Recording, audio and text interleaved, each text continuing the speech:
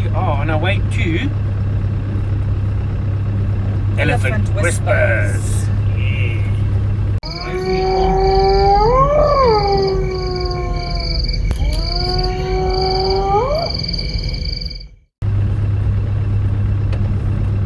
I'm gonna go check out the elephants and we can touch them and feed them, and it's gonna be very, very exciting. It's gonna be fun.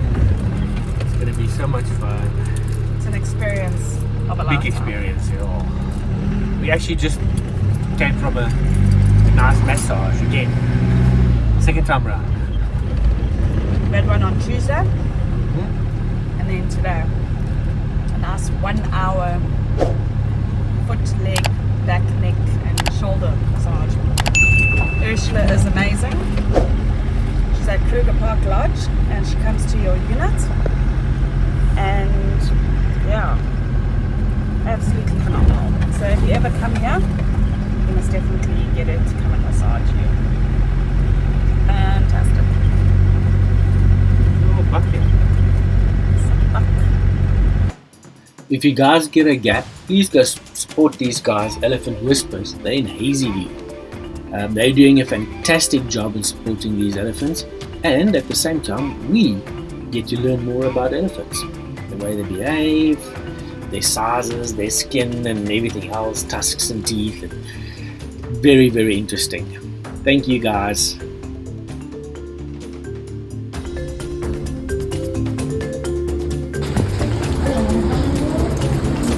Elephant Whispers.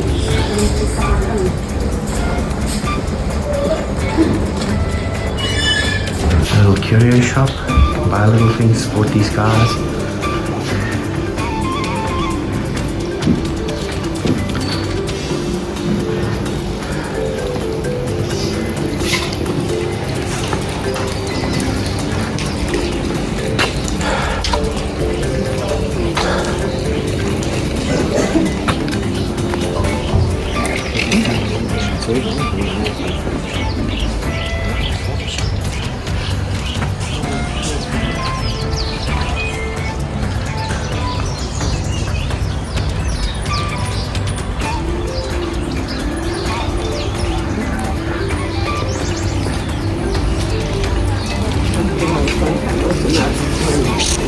You excited?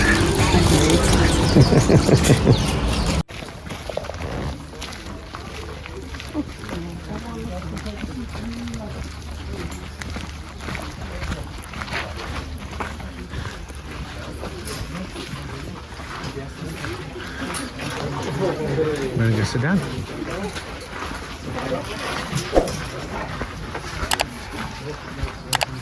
Other guys.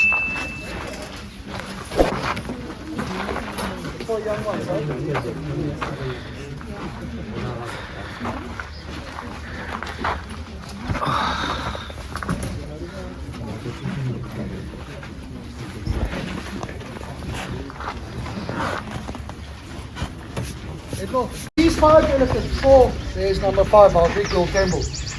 They are all rescued elephants, and they come from overpopulated areas. Areas where there were just simply too many elephants. So we took these guys in so we can use them as educational ambassadors of their own species. Now people, if we go back, let's say 200-300 years ago, elephants used to roam freely on about 90% of the total land mass in southern Africa. Today, the roles are reversed. We as humans, we occupy almost all the land, and there's very little left over for free roaming elephants. In fact, in South Africa, only about 3% of the land mass is available for free roaming wildlife. Now people, if we go back, let's say 200-300 years ago. Oh, let me get that part. Alright, so if you've got a big wildlife area, or a conservation area, and if you put a fence around it, you have to manage it.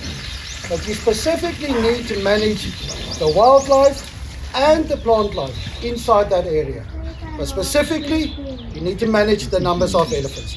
Because if you have too many elephants for too long in a fenced area, unfortunately these guys, they can completely destroy a whole ecosystem, and that is because of the eating habits. Now, You know, if we take other animals such as impala, kudu, zebra, wildebeest, buffalo, those guys, they have got all the predators. Lion, leopard, cheetah, wild dogs, hyenas. Controlling their numbers and keeping it kind of stable. These guys, they don't really have any natural enemies. Yes, of course, it is possible, you know, for a big crowd of lions to take down a young elephant, but that is extremely rare, and that cannot be classified as effectively controlling elephant numbers. Now, people, the reason why these guys can be so destructive, it is because they've got a very, very poor digestive system. You know, if you take most other plant-eating animals, such as all your herbivores, most of those guys, they have got a 4-chambered stomach. So that means the food that they're taking gets the opportunity to be digested or processed 4 times to try to extract as much celluloses from that food as possible. These guys, they can't do that. They are called hind gut fermenters. That means only one big stomach, which is very, very, very quick. So whatever they eat, they can only roughly digest about 40% of that food. The rest of it just goes straight through undigested. Now, if we take a big elephant like Tembo, the bull on the right hand side, elephants can eat up to 5% of their own body weight. Tembo weighs 7.5 tons, 15,000 pounds. Yeah, it's very big. So that means a big guy like him, they can eat up to 1/2 ton of food every single day. Yeah, they need to spend roughly about 18-20 hours a day just eating. Because remember, less than half of all that food that they eat actually gets converted into usable energy. Now, people, coming to our training methods, we use a very, very simple system, and it is called ask and reward. So we do not force these elephants to do anything. We don't use chains, we don't use hooks. What we do instead, you take natural behavior, you name it, and then afterwards, you have to reward them for doing that. For example, if an elephant tummy rumbles, it's that sound that they make, we just simply call that talk, and then the reward. So how we start in the beginning. Now these guys, they have got 3 different ways of communication. First one is trumpeting or screaming, but that expresses anger, fear, overexcitement, anxiety. So we don't teach them to do that. Then you get the middle part, the tummy rumble, the part that we can actually hear. But they also communicate using low frequency, infrasonic sound. So we as humans, we can start hearing sound from about 24 hertz and upwards. These guys, they start around about 5-6 hertz. So it's very, very low frequency, and it's way below our hearing. So right, if an elephant tummy rumbles for the first time of the day, you praise them and you give them lots of rewards. Later on the day, if he tummy rumbles again, you just repeat the same process over. Do that a couple of times, and by the end of the day, because these guys are so intelligent, they will realize that if they tummy rumble, which is called talk, they're going to get their chocolates, they're going to get their reward. It's a very, very simple system, but it works very good in elephants because these guys are so intelligent. Now, if we take the 4 young elephants on the left, they are all between 20 and 30 years old. They can understand up to about 90 verbal commands. They took us just under 2 years to teach them. Tembo, the big guy, he's been with us the longest, since 2003. That guy understands over 150 verbal commands. Very, very clever. In fact, if you want to teach him something new, all you need is about maybe 10-15 minutes time, and he will understand. But he's also at the stage where you can give him like 6, 7, 8 commands over 2 or 3 sentences. He would actually follow them in sequence. Very, very, very clever. Now, if we take an average human brain, we have got about 90 billion neuron brain cells. These guys, about 30 billion neuron brain cells. So that, that's what I'm looking for. That suggests that an adult elephant could have the same intelligence than a 12-year-old child. Think about that, guys. That's very, very clever for a wild animal. But in any case, I'm going to stop talking now. I'm going to call them a little bit closer. I'm just going to give them a couple of exercises to do to demonstrate this ask and reward system. But I just want to remind you, They're not doing any tricks. This is all natural behavior. And this is stuff that they do out there in the bush almost every day. Okay. Drop your guys down. Right, pick up and hold. Walk up.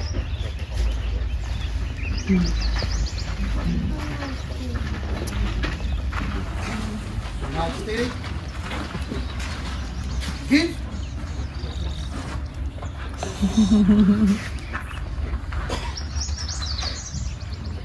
All talk. Alright guys, so that sound, that is what we refer to as talk or talking. It is commonly known as a tummy rumble, but that sound actually comes from the lungs and just gets amplified through the trunk. Right, front, foot up. Table. Left, back, foot up. All, turn right.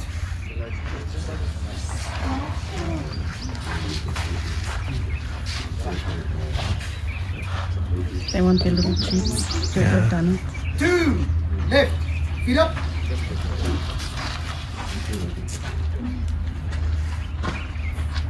Cross, feet up.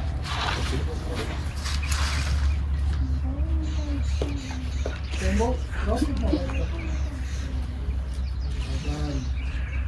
Alright people, so I'm sure you noticed. So what happens after each completion of an exercise? Snack. They get their chocolates, they get their treats. Very, very important. What is it that you're doing now? We call it game pellets, but it's very similar to horse pellets. So it's a mix of sorghum, maize, salt, molasses, and grass. Okay. Girls, turn left.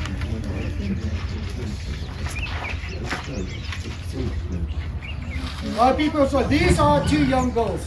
The one on the right hand side, her name is Andile. She's 26 years old, and the word Andile means to multiply. Then we've got this little one on the left. She is Lindiwe. Now Lindiwe means the girl that we have been waiting for. But she's only 22 years old. Being the baby girl, believe me, she can become a bit of a drama queen sometimes. Girls, you check. You check again. Good girls. Zizzy, turn left. Okay, so this is our youngest bull. He's also 26 years old. And his name and surname is Ziziphus macronata. Long name. But Ziziphus macronata is a scientific name of a buffalo thorn tree. So the day that the Wards started him to relocate him over here, this guy actually fell asleep underneath a buffalo thorn tree. They said it was late in the afternoon. They were running out of names, and so yeah, that's how he got his name. But in short, we just call him Zizi. Zizi, can you say hello to the guests? Hello, my boy. Well done. Don't worry.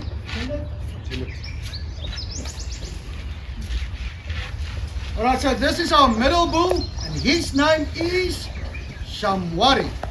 Now, Shamwari is 29 years old, and the word Shamwari means friend in Shona language. Shona is a language that they use next door in Zimbabwe. Is your name Shamwari? You say yes? Say yes again? Well done, good boy Shamwari. Tembo, Chilla. Alright people, our big bull. His name is Tembo. T-E-M-B-O. Now Tembo means elephant in Swahili language. Swahili being the language that they use way up in Eastern Africa, Kenya, Tanzania, and then of course Congo, the DRC. Now guys, Tembo is only 39 years old. Like I said earlier on, this guy already weighs almost 7.5 tons. But he's still growing. He will only be fully grown at the age of about 45, 46. He's a very, very big elephant. Then we talk. My boy. Zazie, Tembo, back up.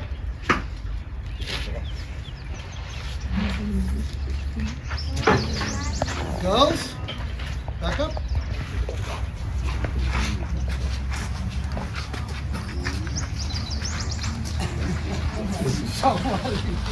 Back up, boy.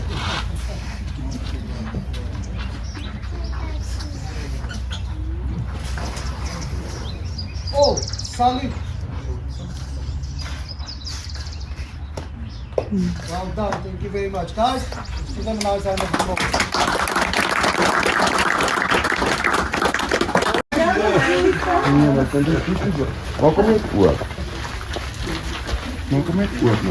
Yeah, it's much bigger when it gets up here, isn't it? Yo. All right, everybody, so this is Bothwell. He's going to be your presenter this afternoon. He's going to teach you guys a lot about an elephant. Bothwell, Thank you, Papa. Hi, guys. Guys, I welcome you to Elephant Whispers once again. My name is Bothwell. And now introducing my colleague, Boko Tendai. hello guys. Eddington. Hello guys. Last. And the guy on top of Tembo, his name is Wheeler. Then the elephant's name is Tembo. Tembo is 39 years old and he weighs over 7 pounds. He stands a 3.7 meter shoulder height, meaning you still have to grow almost half a meter to be fully grown. It is because elephant bulls, they stop growing at the age of 45, 46. So Tembo is still growing. Then what Tembo is eating on there? That is called banana grass. It's not sugar cane. So banana grass, it is a crossbreed of sorghum and millet.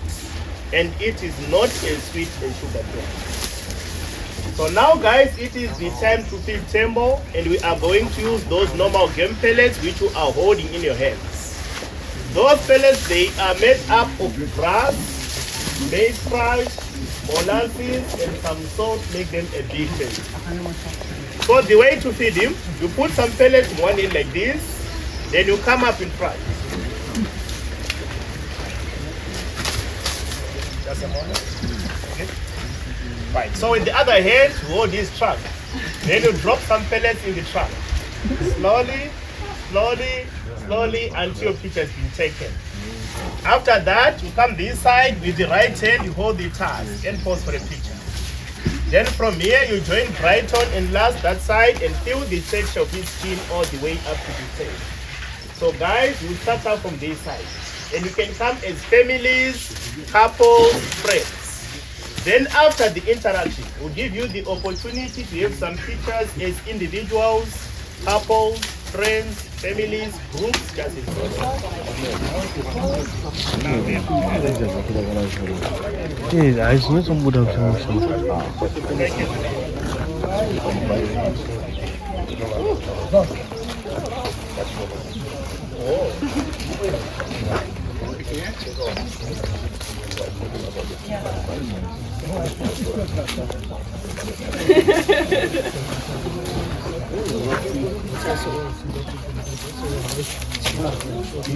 Come guys. Okay, let me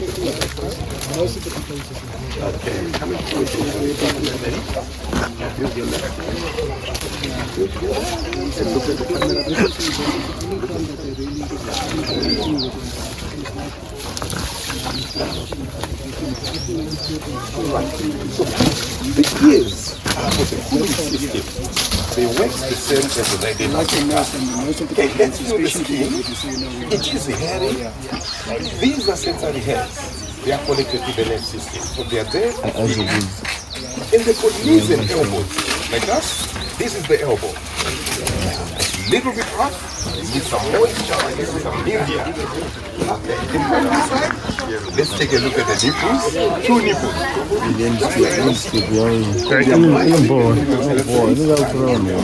And they're in between the front legs, not at the back legs like that. Okay, let's feel the belly. These are all fats. These are fat bones. Now we can feel the seat.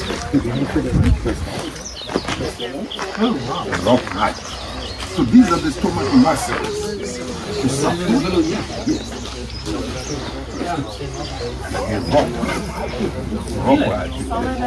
Yes. So these are the stomach muscles to support the stomach content. That's the six-pack. Six-pack is a lot. All right. Now let's see the tail heads. Look at the paparazzi. Look this side, this side, this side. Yeah. Nice one. Fly swatter to get rid of flies. Method of aerotype. Very, very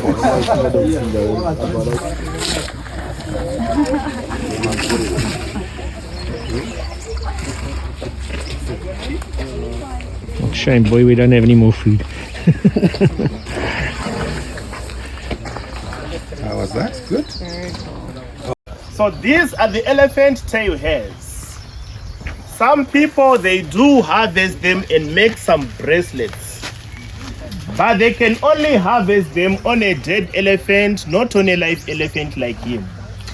The reason it is because if you pull one on a live elephant, it hurts. It is very, very sore. So because of that, that elephant, it will not allow anyone else to come and touch its tail. Elephants, they've got very, very good memory. They also use their tails to chase away some flies which lands on their body. Then you can also see that the skin, it is porous. So that means when it is hot, elephants, they don't sweat like us. It is because they don't have the sweat glands. So elephants, they'll prefer to go for a swim, and their skin will act the same as a sponge. It will absorb some water. So that absorption of water will help them to cool down their body temperature when it is hot. So you can take a look, it's going to pour some water up there. Yeah, you see there? The water soaks in just like a sponge. So that is why elephants, they enjoy to swim when it is hot. So this is part of their cooling system. And the heart of a fully grown elephant, it weighs up to 28 kilograms. And the pulse rate, it is 28 beats per minute. Very, very slow. Then the ears, they are there for the cooling system as well. They act the same as a radiator on a car.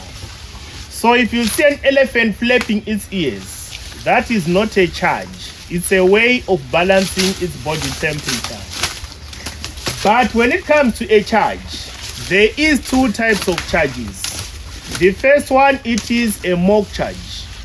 A mock charge, that is when the elephant will open up its ears still, raise up its head so that it will be big, trumpeting, running up and down, kicking dust and pushing over trees nearby. So that is a mock charge. It's a warning sign. Don't come close.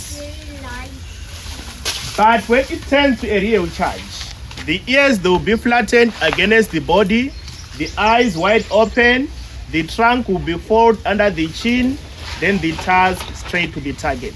Then it's too late. That elephant, it will be ready to attack. So flapping of the ears is not a charge. It's their way of balancing their body temperature. So when elephants opens up their ears like this, they will also open up the valves which are here so that blood will be pumped to the ears, get cooled, and then sent back again to the body.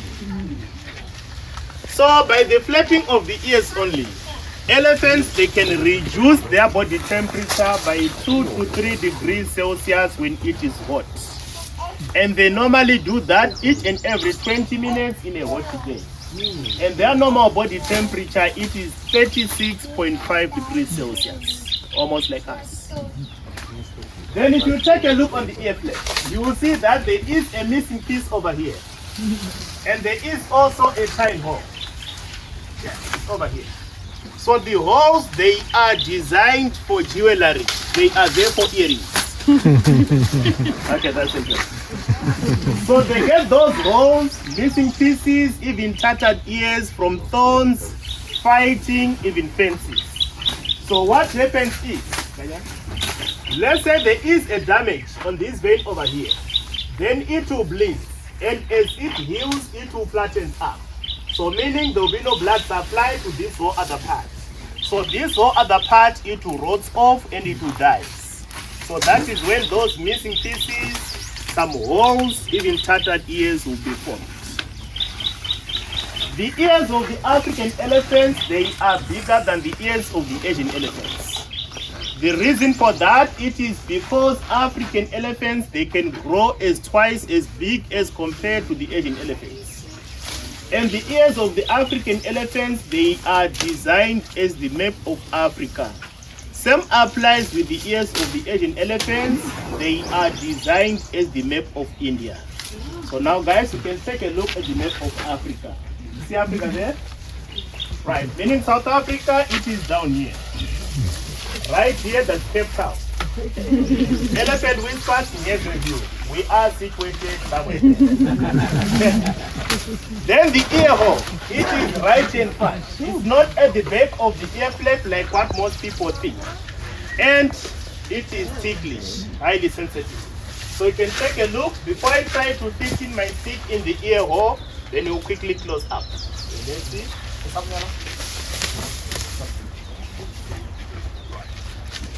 See there? Okay. So there is a muscle over here, which systematically opens and closes.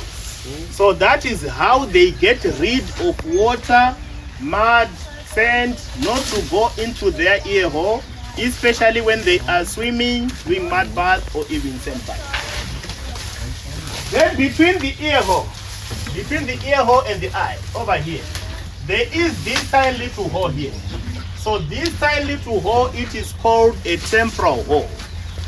Then up here, it is very, very soft. Meaning there is a gland in there, which is called the temporal gland or mast gland.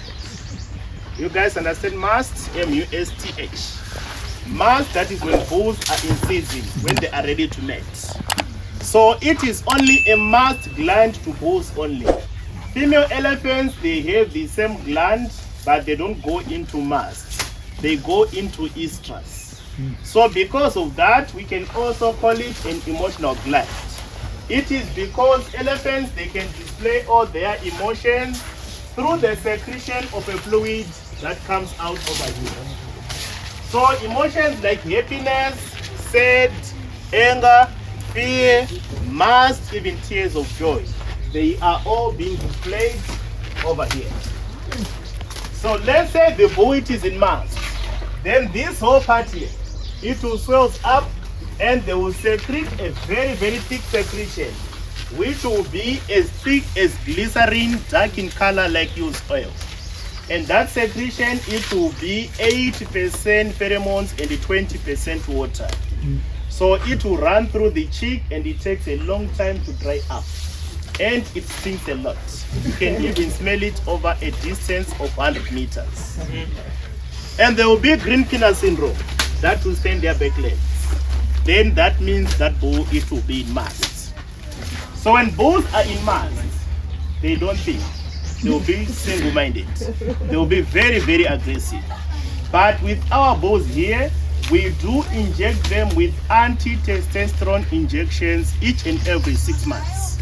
The reason it is to reduce the aggression level of mass so that we'll be able to work with them. And then when an elephant is happy, when it is in a good mood, it will also secrete a watery secretion that runs through the cheek. And that secretion, it will quickly dries up.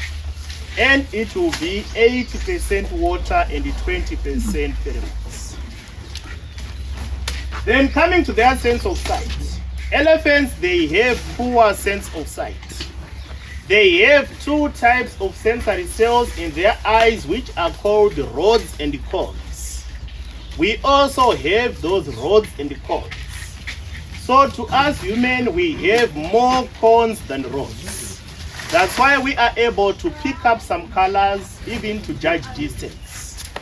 Then to elephants, they have more rods than cones. And those rods, they work with a limited amount of light. So during the day, elephants, they will see at a distance of 50 to 60 meters. Further than that, they can only see some looming objects. And they are color blind as well. They can only pick black and white. Then because those rods, they work with a limited amount of light. Elephants, they tend to see better during the night than during the day. And those are their eyelashes. They are there for extra protection of the eye.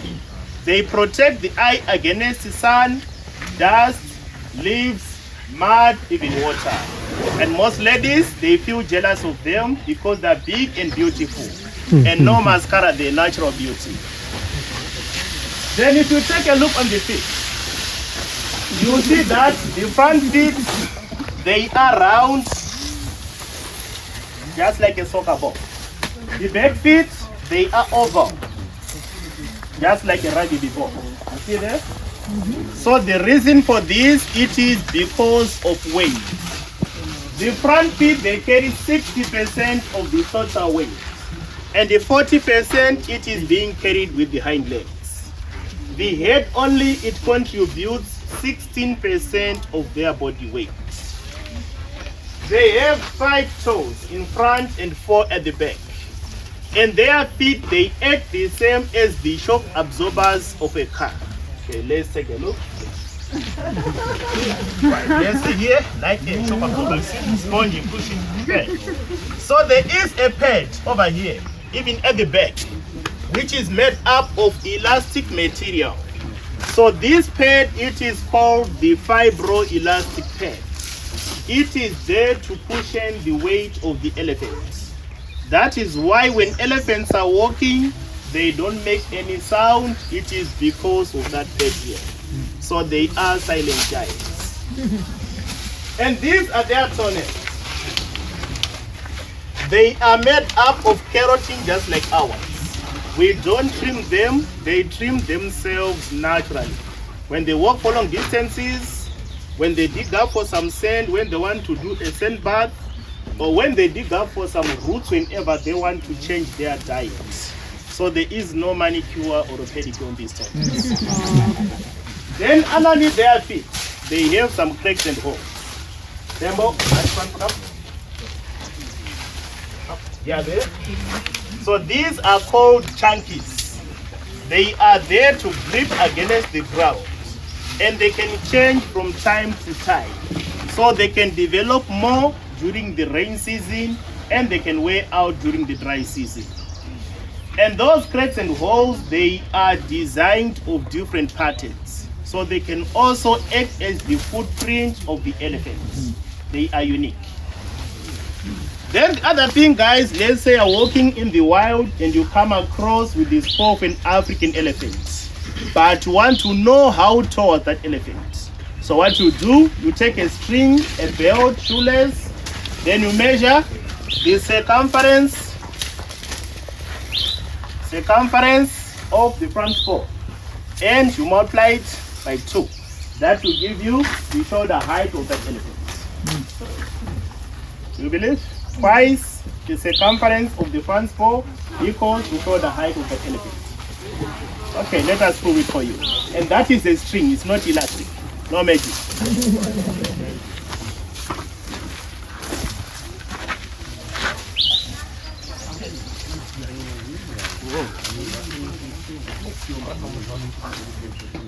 Okay.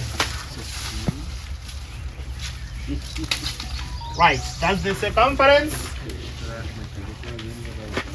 About this long, then times 2. So this is 1.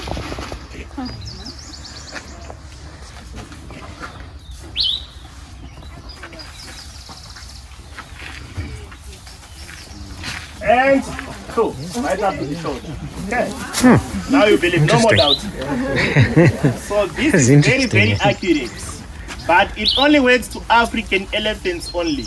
It is because the tallest part on the African elephant is right at the shoulder. But when it comes to an Asian elephant, the tallest part is at the forehead. So even to a times 4 of a baby elephant like this, if you take the circumference of the front paw and you multiply it by 2, that can still give you the shoulder height of that baby elephant.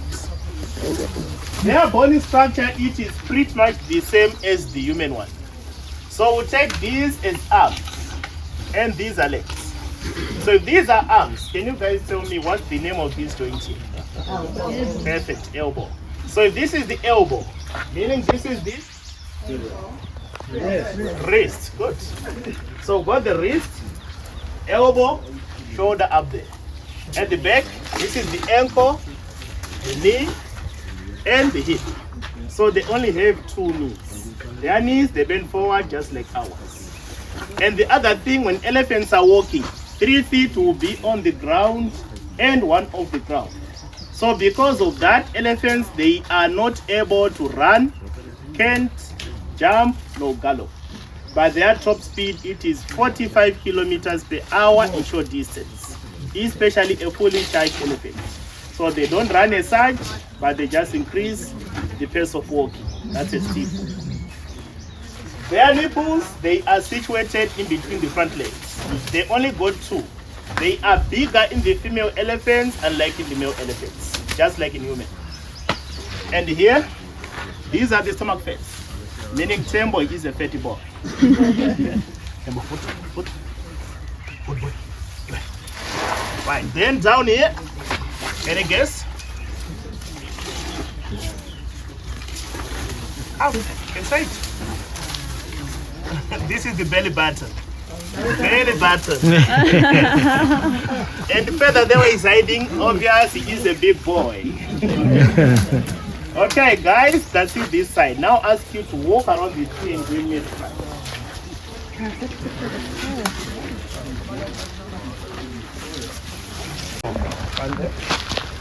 Yes, Mama, we are not so far. Table, cross feet up.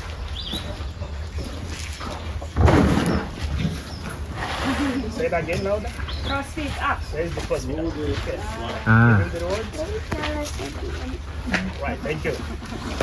Okay, well done guys. So you all passed the interviews and you can join us tomorrow morning at 6:30. And we are going to start by cleaning Tembo's table. You start from the bottom.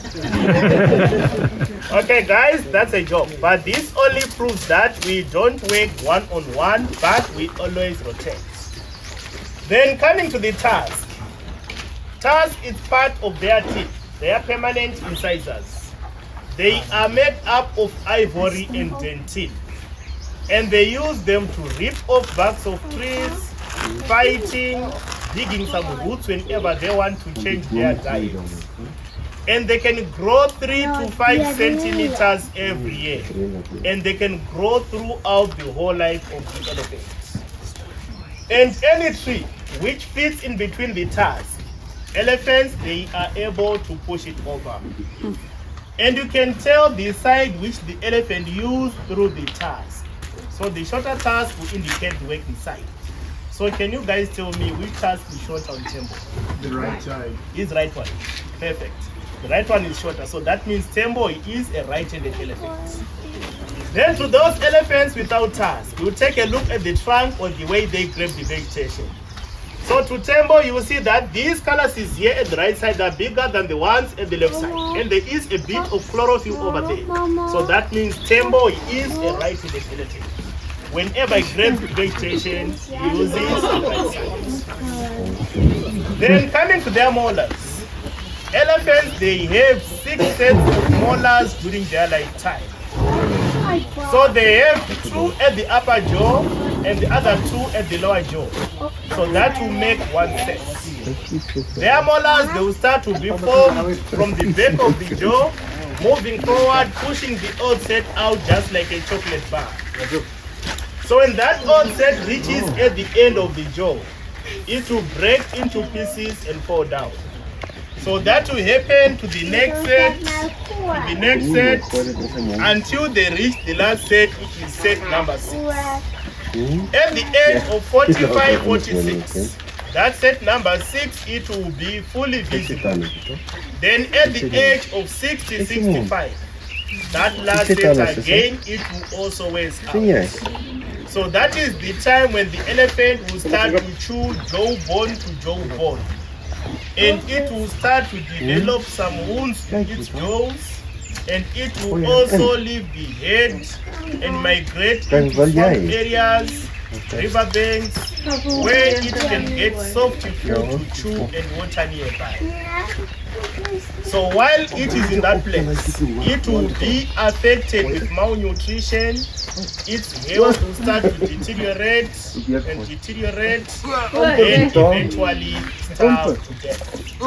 So that will happen to the next elephant, until that whole area is being covered with elephant bones. So when people see piles and piles of elephant bones in one area, that is when the myth of elephant graveyard comes into us. So elephants, they don't go in those places to die, but they go there trying to extend their lives.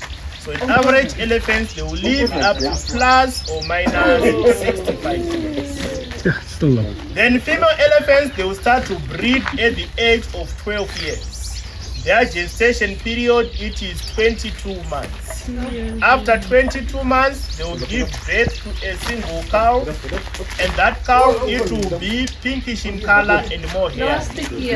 And it will stand at a meter shoulder height, and it weighs between 120 to 150 kilograms. And when sucking from the mother, that cow will mouth straight. And for the first 6 months, it doesn't know the purpose of the trunk. So you will often find it playing with the trunk and sometimes stepping on it, trying to pull it out. And the twins, they are very rare, even though they've been recorded 8 times here in South Africa, and they all survive. And on to our next adventure we go. We have just finished here at the Elephant Whispers, and It was incredible. It was really educational. yeah, say the very least. much so. I think if you guys are watching this part here, not the actual whole video, please go and watch the video. I'm going to do a separate video with this because it's so long. But I'm going to do a separate video, and then please go watch it. It's very educational, very, very educational. Right, let's hit it. Well, it's our last night here. It's a bit chilly this evening. What's the temperature you said? Was it 18 or something? So it is a bit cooler. Hence the reason for the beanie and the jackets.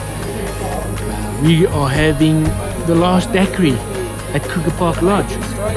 Strawberry virgin daiquiri.